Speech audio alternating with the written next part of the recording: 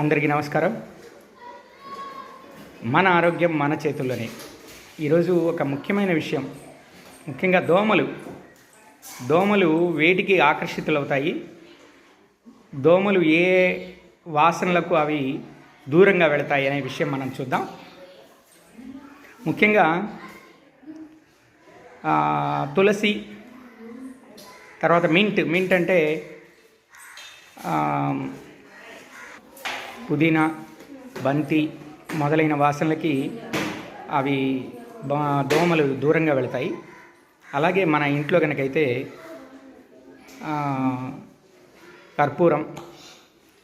కర్పూర వాసనకి దూరంగా వెళతాయి.